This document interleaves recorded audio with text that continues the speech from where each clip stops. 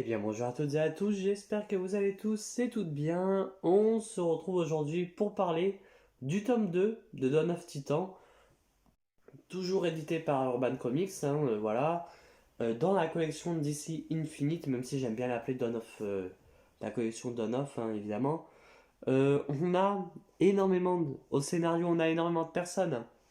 On a Tom Taylor, Chuck Brown, Chips Darsky, Grace Ellis, Gretchen Fletcher Martins, Sam Maggs, Kyle Stark, Joshua Williamson, Ryan Parro, Robert Venditti et Brent Easton.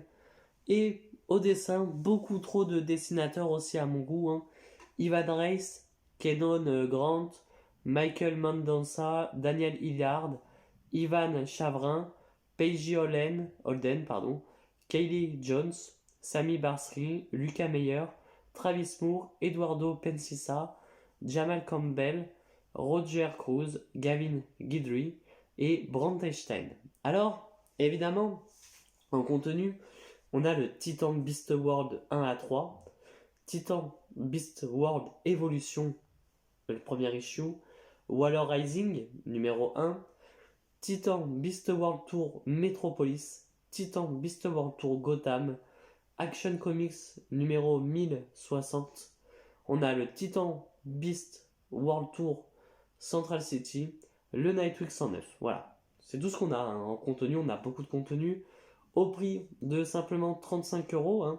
Voilà, quand même assez cher. Et on a en pitch. Alors attention, cela, il faut s'accrocher. C'est pire qu'un scénario de science-fiction. Là, à ce stade-là, je pense que même un Nolan ou un énorme réalisateur aurait peur. L'humanité est au bord d'une extinction dont elle est sa propre instigatrice. Détresse sociale, règne du financier, réchauffement climatique sur fond de crise plurielle. Une menace tentaculaire se déploie alors qu'une nécro-étoile s'apprête à répandre sur Terre une vague criminelle. Là, ça fait déjà peur. Un seul héros se dresse contre elle. Oui, parce que les autres, je sais pas là à ce moment-là pourquoi il y en aurait qu'un, mais bref, le métamorphe que tout le monde attendait, Beast Boy. Bon, il n'y a pas le tout le monde attendait. Mais rapidement, il est empêché par les intentions maléfiques d'un être malveillant qui le transforme en son pire cauchemar. Une aubaine pour Amanda Waller, qui livre une guerre ouverte aux titans. Ah bon? Non, parce que chez moi, une guerre, déjà, il y a deux camps. Hein. Là, les titans, ils ont un peu rien à faire de Amanda Waller, comparé à Amanda Waller qui leur vaut une haine.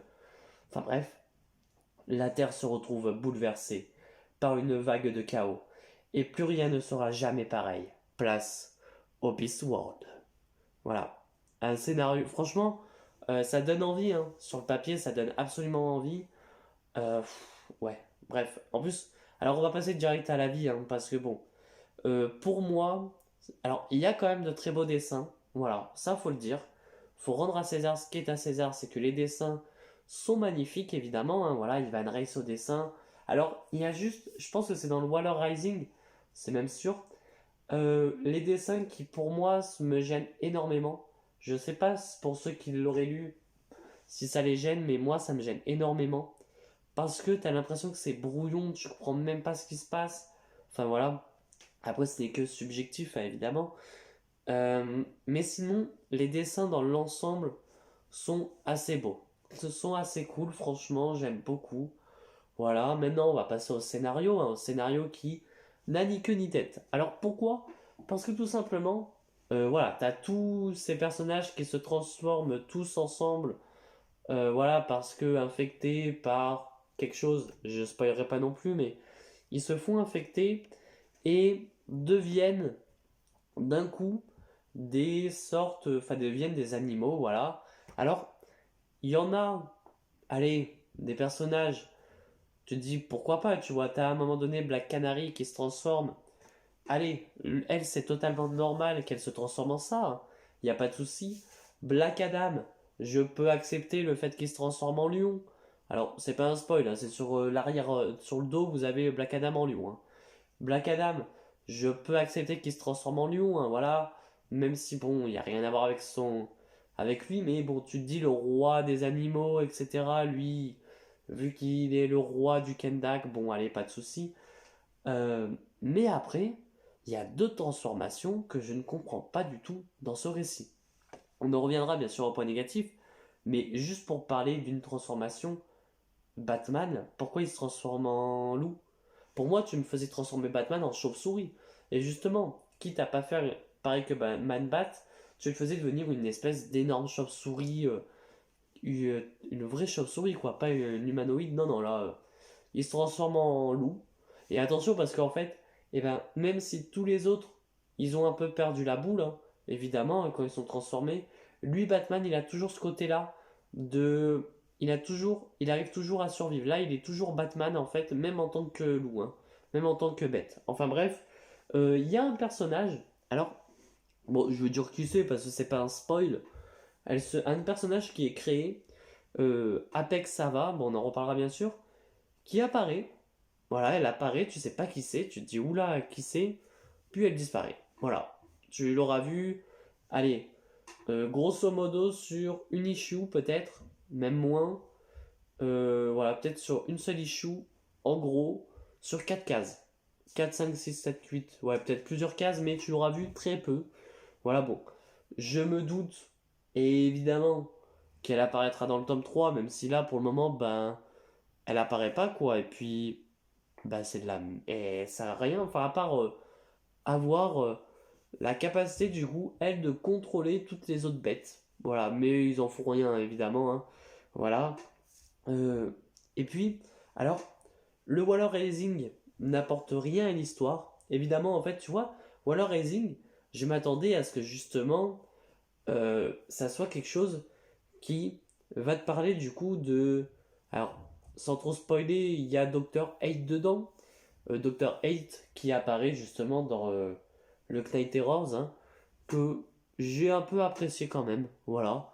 Je sais que beaucoup n'ont pas apprécié, je n'ai pas apprécié, même si je sais comme quoi nous en VF, on n'a pas eu toutes les issues à droite à gauche. C'est des issues, elles se trouvent dans chaque tome des personnages concernés. Donc en vrai, ça fait moins de trucs bric-à-brac.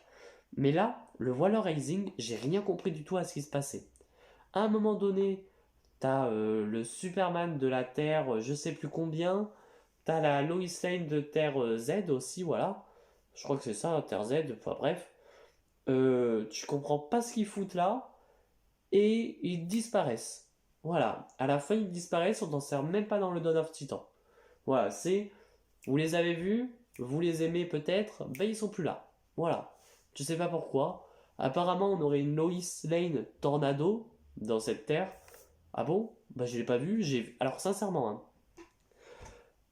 et dites-moi si vous avez vu la Lois Lane Tornado. Parce que moi j'ai vu juste un truc bien brouillon sur le dos de Valzod, hein.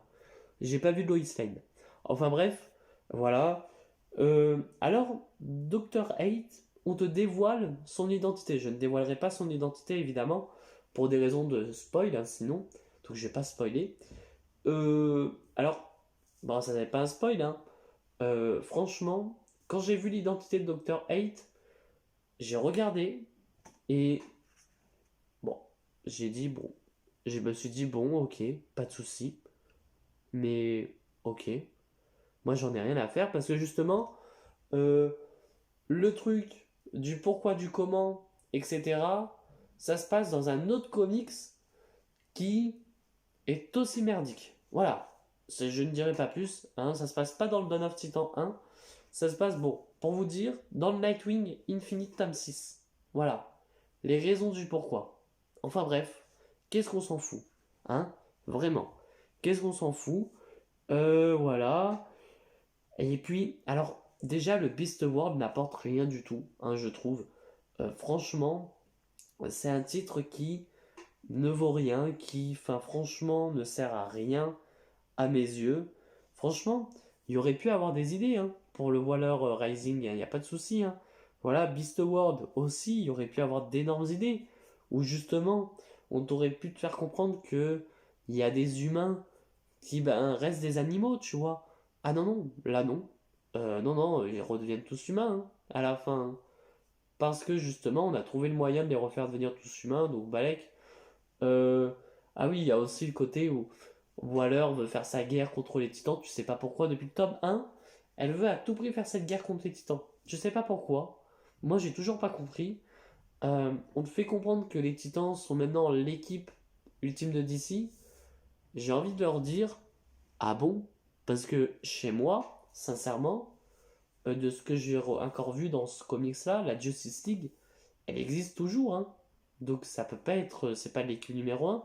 Mais voilà, t'as l'impression elle accepte la Justice League, mais les Titans, bat les couilles quoi. Voilà, on a évidemment, du coup, les Titans qui ne sont pas aimés.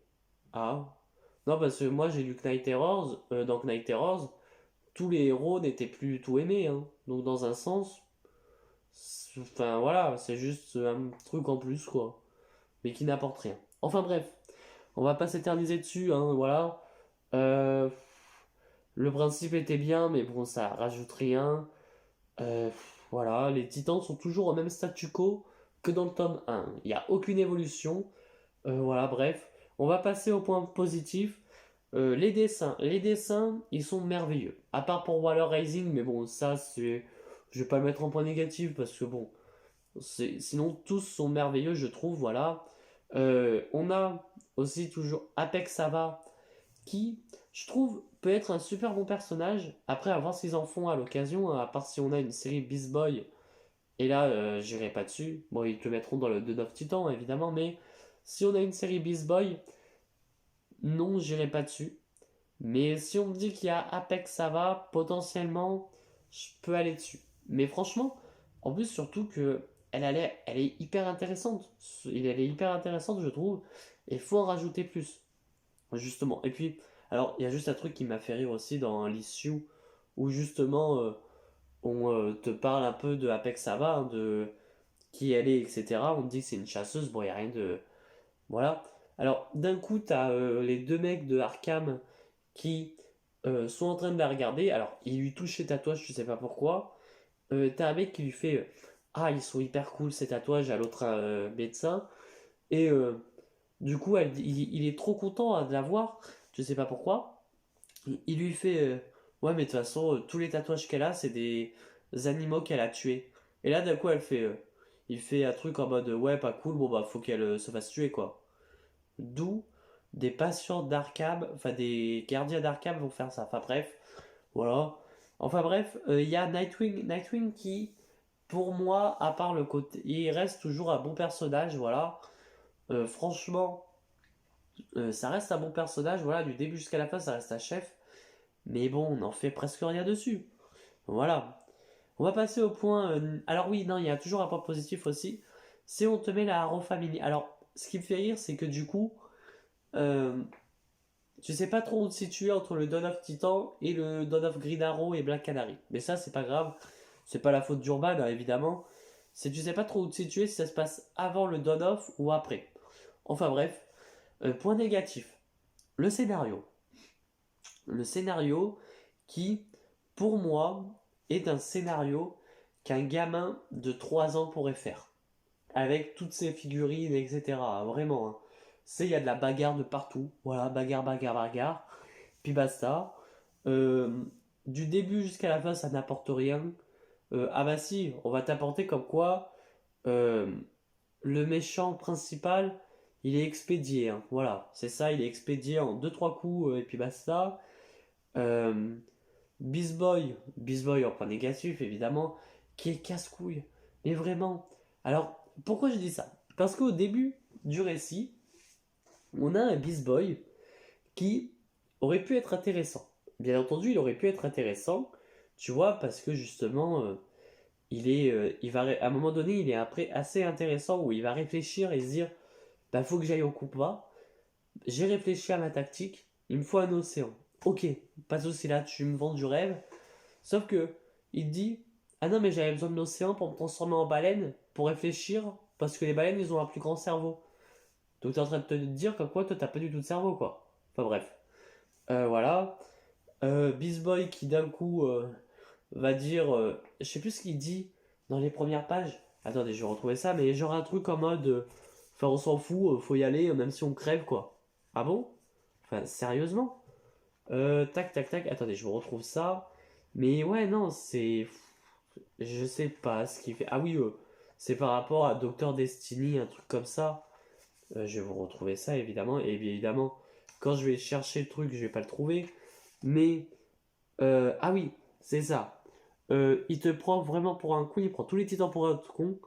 Quand t'as le méchant de la secte qui va se révéler au grand jour, qui va dire qu'il est un méchant, et lui va sortir un Oh, quelle surprise!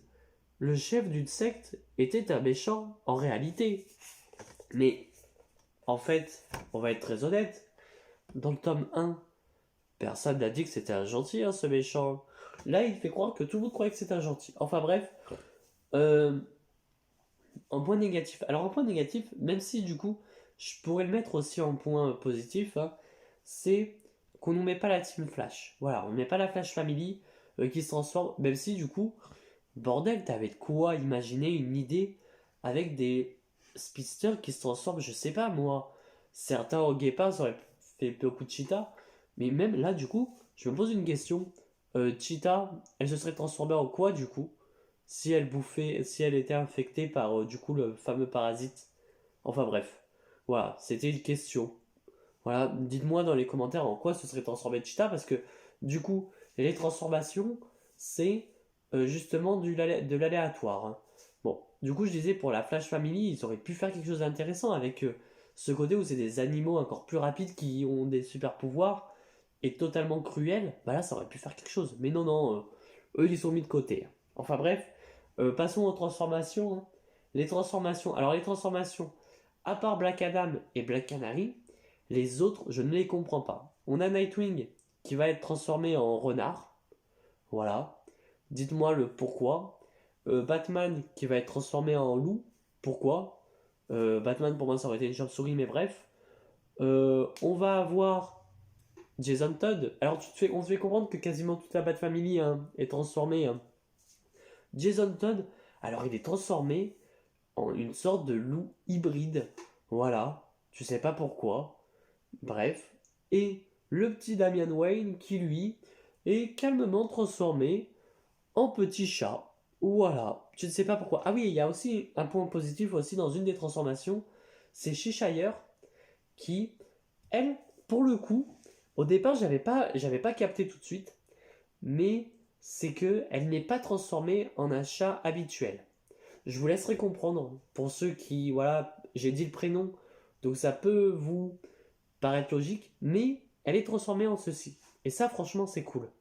Parce que vraiment, il y a eu l'idée. Et je pense que c'est du coup, quand c'est la Arrow Family, je me demande si c'est pas Joshua Williamson qui est dessus. Et si c'est lui, franchement, il est hyper intelligent d'avoir fait ça. Parce que du coup, en fait, tout ce qui est de. Alors, ce qui est drôle, mais je pense que du coup, ça se passe avant les événements de Dawn of Green Arrow. Dans le sens où il y a un personnage qui est toujours là. Je dirais pas lequel, mais il y a un personnage qui est toujours là. Enfin bref, voilà. Puis bon, après en point négatif, on a. Alors, je dévoilerai pas qui est Dr. Hate, mais en gros, c'est qu'est-ce que ça m'apporte? Voilà. Ok, ça va être le méchant peut-être principal des prochains tomes. Ok, mais j'en ai rien à faire. Voilà. Parce que justement, en fait, ce qu'il faut savoir, c'est que ça se passe dans le Nightwing Infinite Tome 6. Pour savoir les conséquences du pourquoi du comment, il y a ça.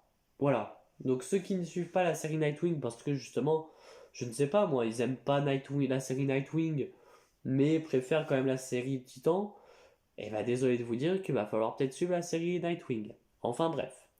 Docteur Destiny, enfin oui, ou ouais, je crois que c'est Docteur Destiny, enfin bref, on s'en fout, qui est expédié très vite. Alors, bon, c'est pas un spoil, parce que je me dis, si vous êtes sur le tome 2, vous l'avez vu, mais je vais pas trop spoil. Mais l'idée, c'est que Dr. Destiny, du coup, il enlève son maquillage pour te montrer qui il est. Mais du coup, il avait du maquillage sur les yeux. Voilà, c'est tout.